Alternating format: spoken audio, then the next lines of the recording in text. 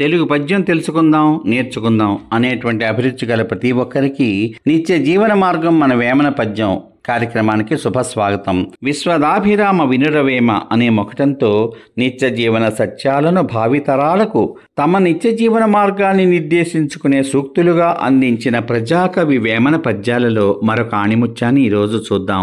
ముందుగా పద్యము భావము యథాతథంగా మీకోసం. ఇచ్చువాని యొద్ద నీయని వాడున్న జచ్చుగాని ఈవి సాగనీడు, కల్పతరువు కింద గచ్చ పొదున్నట్లు విశ్వదాభిరామ వినురవేమ.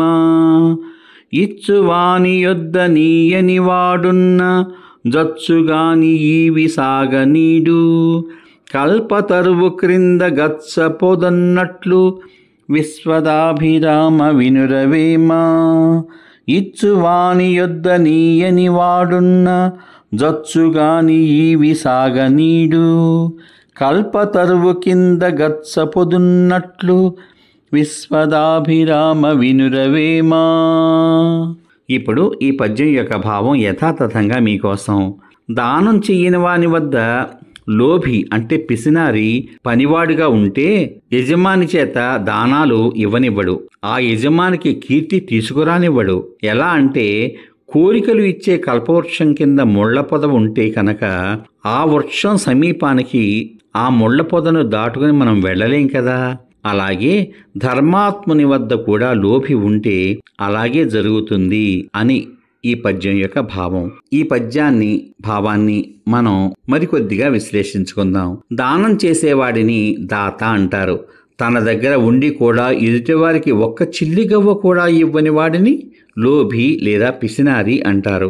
అలా దానాలు చేసేటువంటి దాత దగ్గర ఒక పిసినారి వాడు పనివాడిగా ఉంటే తన యజమాని దానం చేయడానికి ప్రయత్నం చేసినప్పుడల్లా ఏదో సాకు చెప్పి ఆయన ఆ పని చేయకుండా వెనక్కి లాగేస్తూ ఉంటాడు. అంతే తప్ప ఆయన చేత దానం మాత్రం చేయనివ్వడు. తద్వారా ఆయనకు వచ్చే కీర్తి కూడా రాకుండా అడ్డుకుంటాడు. వేమన ఈ విషయాన్ని ఎలా పోల్చారంటే కల్పవృక్షము దాని చుట్టూ ఉన్నటువంటి ఒక ముళ్ళ పొద, ఈ రెండింటితో పోల్చారు. కల్పవృక్షం అంటే ఎవరు ఏ కోరిక కోరితే ఆ కోరిక తీర్చేటువంటి ఒక మహావృక్షం. అటువంటి వృక్షం మొదట్లో చుట్టూ ఒక ముళ్ళ పొద ఉంటే కోరికలు కోరుకుందామనుకున్న ఏ ఒక్కరూ కూడా ఆ కల్పవృక్షం దగ్గరకు వెళ్ళలేరు కదా.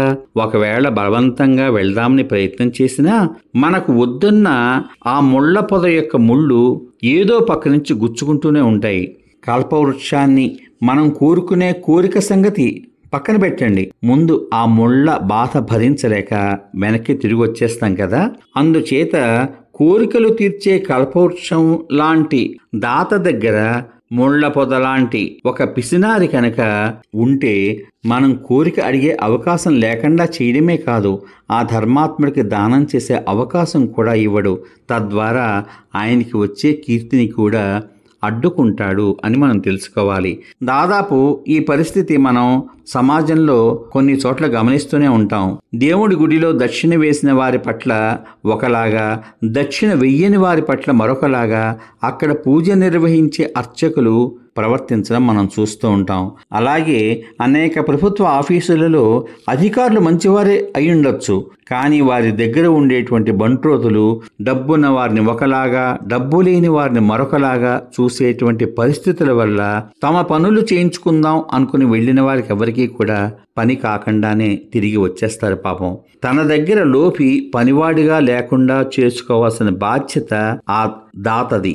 అలాగే తనకి చెడ్డ పేరు రాకుండా చూసుకోవాల్సింది ప్రభుత్వ అధికారులు. అలాంటి తప్పుడు మనస్తత్వం ఉన్నటువంటి పని వాళ్ళని, బంట్రోతులని దూరంగా పెట్టి ప్రజలందరికీ అధికారులు ఉపయోగపడితే ఇటు ప్రజలు సుఖపడతారు, ఆ అధికారులు కూడా మంచి అధికారులుగా పేరు తెచ్చుకుంటారు. విన్నారు కదా, ఎంత చక్కని పద్యమో ఇది.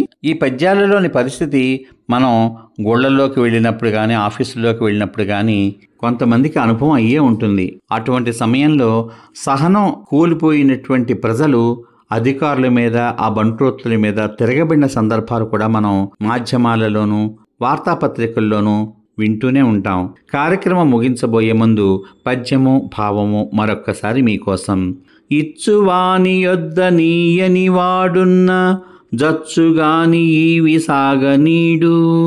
కల్పతరువు క్రింద గత్స పొదన్నట్లు విశ్వదాభిరామ వినురవేమా. ఈ పద్యం యొక్క భావం యథాతథంగా మీకోసం. దానం చేసేటువంటి గుణం గల దాత వద్ద లోభి అయినటువంటి బంట్రోత్తు కనుక పనివాడుగా ఉంటే యజమాని చేత దానాలు ఇవ్వనివ్వడు. పైగా ఆయనకి వచ్చే కీర్తి కూడా రానివ్వడు. ఎలా అంటే కోరికలు ఇచ్చేటువంటి కల్పవృక్షం కింద ముళ్ళ పొద కనుక ఉంటే ఆ వృక్ష సమీపానికి మనల్ని రానివ్వదు కదా. అలాగే ధర్మాత్ముని వద్ద లోభి పనివాడుగా ఉంటే అలాగే జరుగుతుంది అని ఈ పద్యం యొక్క భావం. ఇంత చక్కటి పద్యాలను నేర్చుకుని మీ స్నేహితులకు, మిత్రులకు, బంధువులకు అందరికీ వినిపించండి, షేర్ చేయండి. మీ తరగతి గదిలో తెలుగు ఉపాధ్యాయుల ముందు చక్కగా పాడి భావాన్ని వివరించండి. వేమన పద్యాలలోని మానవతా విలువలను 10 మందికి తెలియచేయండి. ఆ విధంగా చేస్తారని ఆశిస్తూ రేపటి భాగంలో మరొక మంచి ఆణిముత్యం లాంటి వేమన పద్యంతో కలుసుకుందాం. అంతవరకు సర్వే జనా సుఖినో భవంతు. శుభమస్తు. స్వస్తి.